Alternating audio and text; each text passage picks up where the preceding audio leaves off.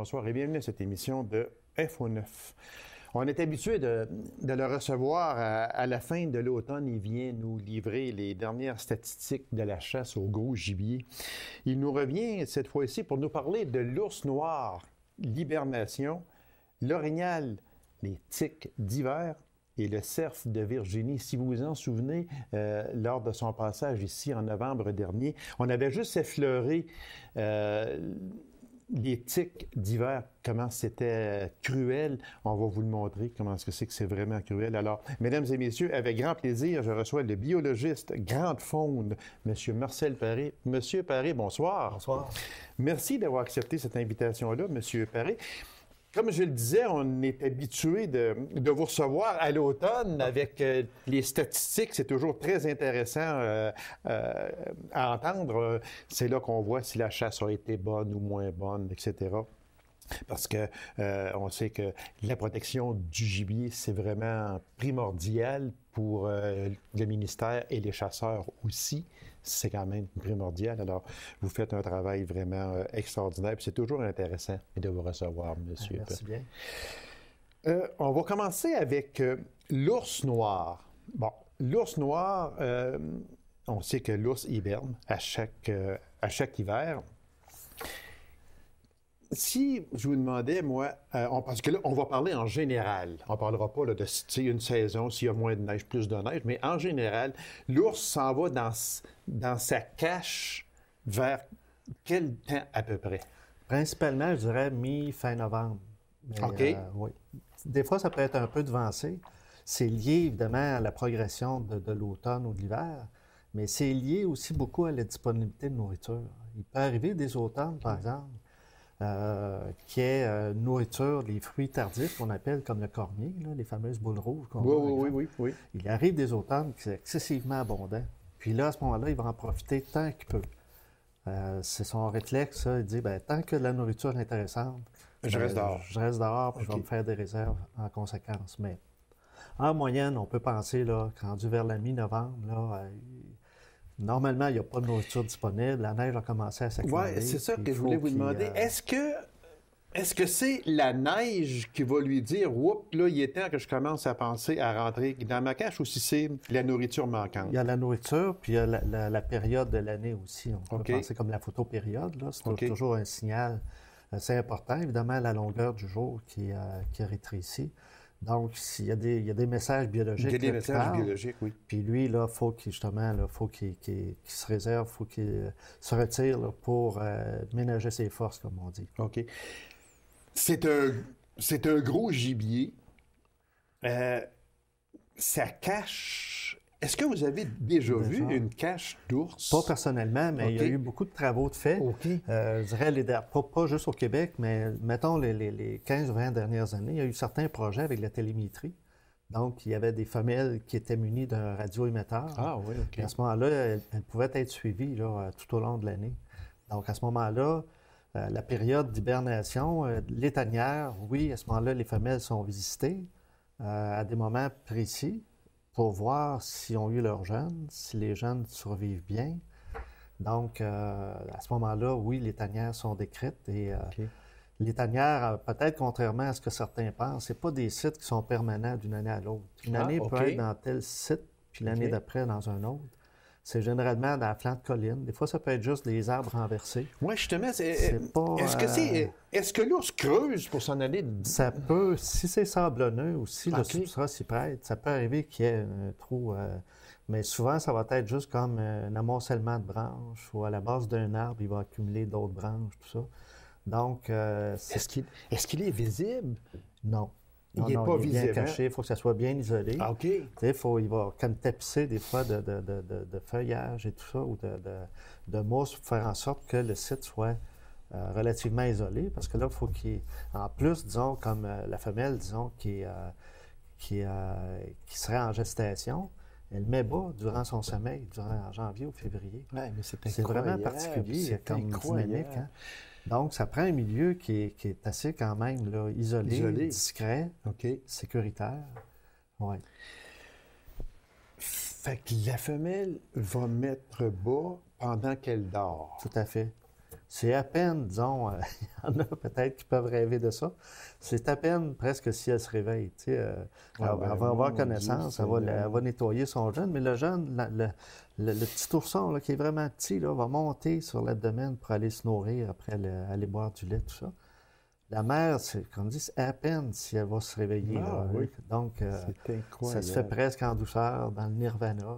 C'est incroyable. Ouais. Si on parlait de régime alimentaire, bon, c'est autant la femelle que le mâle, là, quand ils sont en hibernation, ils se sont nourris au maximum l'automne pour pouvoir passer l'hiver. Ben, ils ne mangent pas. Là, non, ben c'est ça la différence par rapport aux cervidés, disons à l'orignal, aux cerfs de Virginie.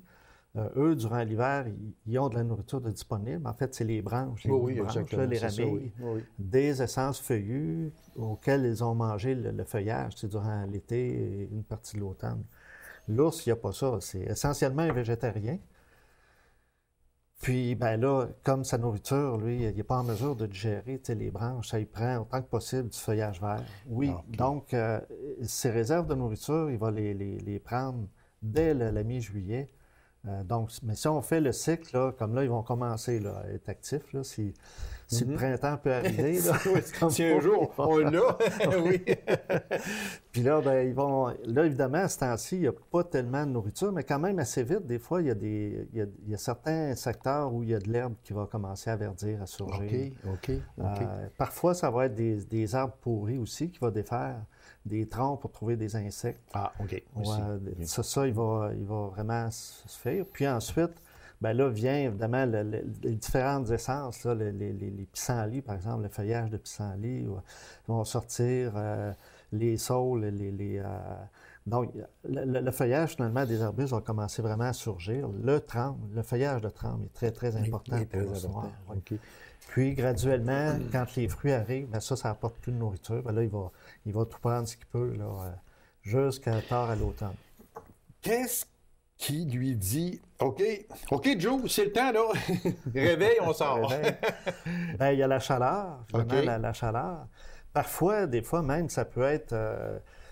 ça peut arriver même des fois en plein hiver. En fait, quand il y a des pluies abondantes, ça arrive à ce moment-là que le sol devient tellement trempé. Alors là, évidemment, il est un peu un peu trempé, tout ça. Donc là, il va être obligé de sortir. Quand c'est l'hiver, des fois, il va soit se trouver un autre site ou bien endurer que ça passe quelques jours, puis ensuite, il va se revenir à son site. Mais à cette période-ci, nécessairement, la température, la chaleur va être un bon déclencheur là, pour dire, bien là, voici, là, on se remet tranquillement en activité. Dites-moi une chose, M. Paré.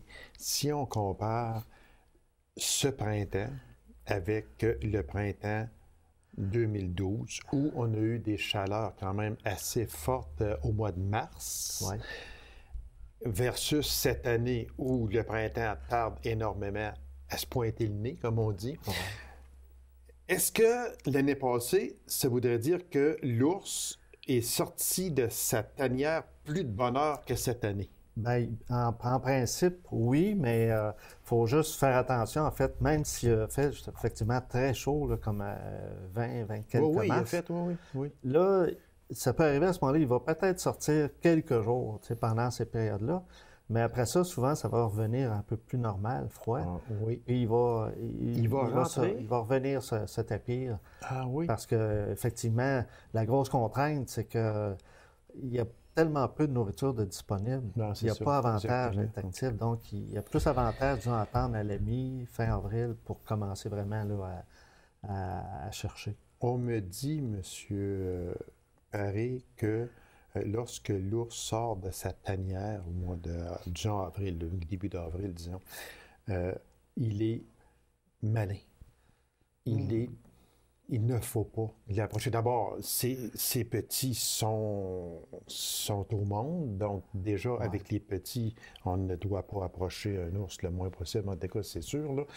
Mais est-ce que vraiment l'ours est plus... Parce que là, il n'a pas mangé, je ne sais pas, là, qu'est-ce qu'il... Il est plutôt... Bien, il peut y avoir des cas extrêmes qui ont été documentés déjà, mais je dirais en général, les premières semaines qu'il quitte sa tanière, il est plutôt au ralenti. Il est mollo, lui, là. Tu sais, Oui, là, il se vient de réveille. passer Il se des mois réveille, et des il sort, mois ouais, c'est presque ça, en oui. Son hibernation. système est encore... Il n'est pas très actif encore. Tu sais. OK. Il se réveille tranquillement, comme on dit, il reprend un peu. Puis, donc, il y a toujours une méfiance à garder parce que c'est un animal sauvage, tout ça, Oui, mais c'est ça, c'est l'animal ça. reste quand même plutôt méfiant et discret vis-à-vis de l'être humain, en général. Lorsque l'ours est en hibernation, probablement comme chaque animal qui hiberne, est-ce vrai que son cœur ne bat pratiquement pas? Il est très, très, très, très lentement. Bien, son niveau, c'est ça, son rythme cardiaque baisse, sa température baisse un peu. Et puis, c'est ça, il est au ralenti. Il est au C'est ralenti. ça, puis Tout son système est au ralenti. échanger, il faut, même ça c'est, comment je dirais, l'anus comme tel devient bouché parce qu'il faut qu'il perde le moins possible de liquide ou tout ça. Il ne faut pas qu'il urine, il ne faut pas qu'il sécrète, il ne faut pas qu'il évacue là, tu sais, du système là, digestif, tout ça. Donc, il faut vraiment que ça soit comme bouché là, Oui, oui, oui. pour éviter, garder une stabilité interne le plus longtemps possible. C'est quand même tout un phénomène. Ah oui, oui. C'est extraordinaire quand on vous écoute parler, là, puis qu'on... Il me semble que c'est la nature, Ouais. tout simplement. Puis, mais c'est vraiment quand même extraordinaire. Pourquoi un tel animal hiberne, l'autre hiberne pas, l'écureuil hiberne pas, le tamia va hiberner. Oui, c'est l'évolution qui a fait en sorte que les telles espèces avaient les possibilités, les caractéristiques pour résister ou pour vivre dans ces conditions-là. Donc, c'est avec l'évolution au cours des millénaires, millions d'années, Oui, les caractéristiques qui étaient favorables ont été maintenues, qui fait qu'il y a une diversité pareille tu sais, dans le monde vivant. C'est quand même incroyable. On va passer... si vous me permettez, M. Paré, à l'orignal. L'orignal, on sait que l'orignal, durant l'hiver, plus souvent qu'autrement, il en arrache. Excusez l'expression, mais il y a de la misère, l'orignal, surtout si on a des pluies en plein hiver, etc. Les pattes se coupent si on a du verglas, bon. Mais ça, oui. Mais je sais qu'on avait parlé l'automne passé de la fameuse la tique d'hiver. On dit une tique, c'est ça? Oui, OK. Ouais. La tique d'hiver. On avait juste effleuré le sujet, mais vous avez apporté des photos ici, là. Moi, je ne pensais jamais que la tique, l'hiver, pouvait faire autant de ravages que ça, comme on dit. On va montrer une photo ici, là, à l'écran, pour que les gens sachent bien, là. Ça fait tellement de...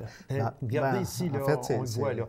Un orignal. Ça, ici, là, ce que je pointe ici, ce sont les tiques qui ont mangé ça. C'est ça? Bien, en fait, c'est que la tique, elle, puis particulièrement à cette période-ci, disons au l'hiver, elle est plus active, elle est plus grosse parce qu'elle est comme engorgée de sang. Ça peut devenir gros des fois comme le bout du petit doigt. Alors qu'à l'automne, c'est petit, c'est un peu comme la pointe de votre crayon. Mais ces tiques-là, évidemment, elles se nourrissent en piquant la base des poils de sang. Puis là, bien, ça crée des démangeaisons chez l'animal. Lui, à ce moment-là, il va se frotter.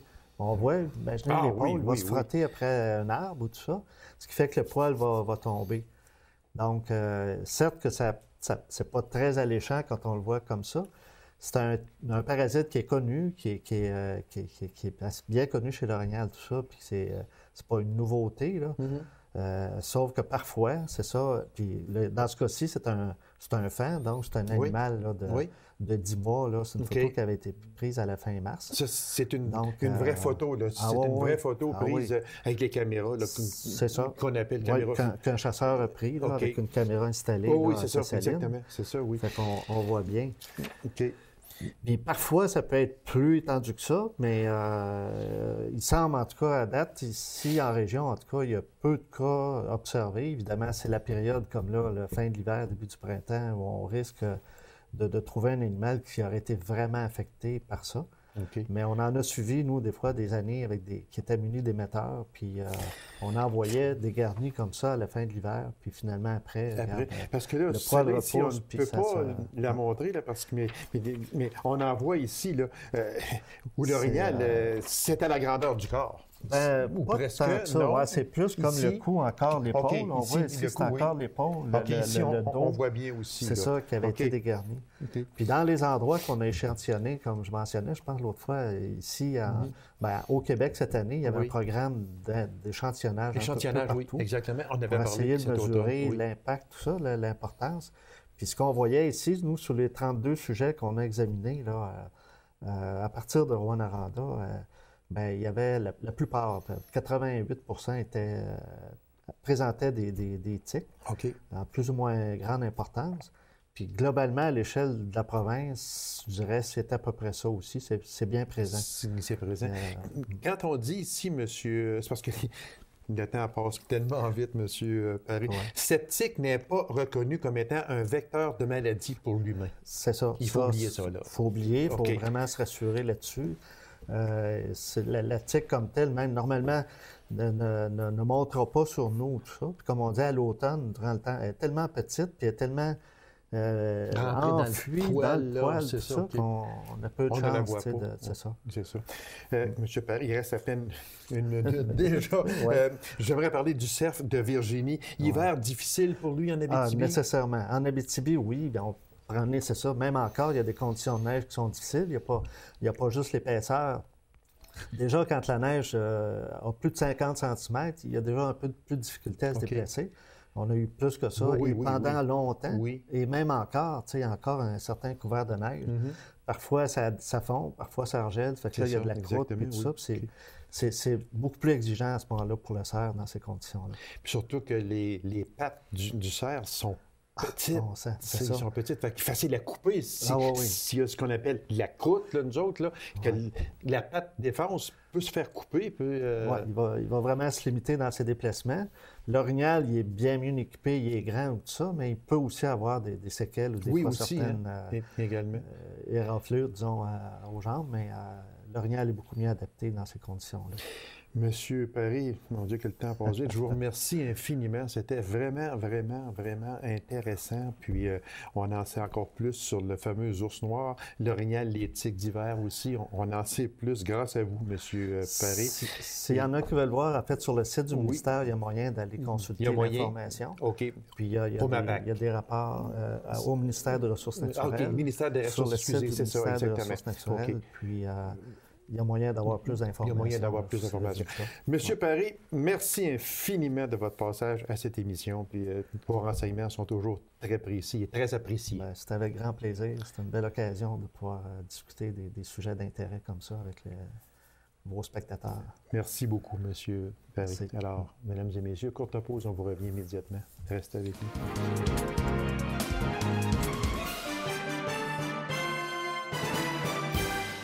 La SAR accueillera la 37e édition du Salon du livre en Abitibi-Témiscamingue du 23 au 26 mai 2013. Alors, pour nous en parler, je reçois le président de cet événement, M. Martin Chevalier.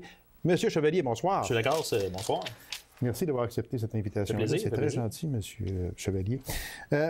On parle de ce salon qui, c'est la 37e édition. Ça devient quand même, d'accord, moi je me souviens un peu là, de quelques décennies passées, disons. Puis, mais ça prend de l'ampleur. Il y a beaucoup plus d'auteurs. Puis, on en est rendu déjà à la 37e édition. Combien d'auteurs environ qu'il va y avoir à ce salon? Je vous dirais qu'aux alentours de 106, 108 à peu près, là.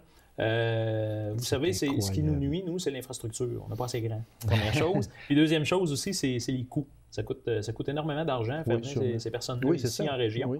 Puis c'est ce qui manque un peu, mais on a une capacité maximale. Maximale, on va l'avoir. Oui, une capacité maximale à atteindre, et puis on l'a. Mais c'est vraiment extraordinaire parce que moi, je me souviens que dans les salons du livre, déjà, on avait une trentaine d'auteurs ou à peu près, puis on était tous contents. On est rendu à 100 et plus. Oui. C'est vraiment extraordinaire. Moi, je trouve ça.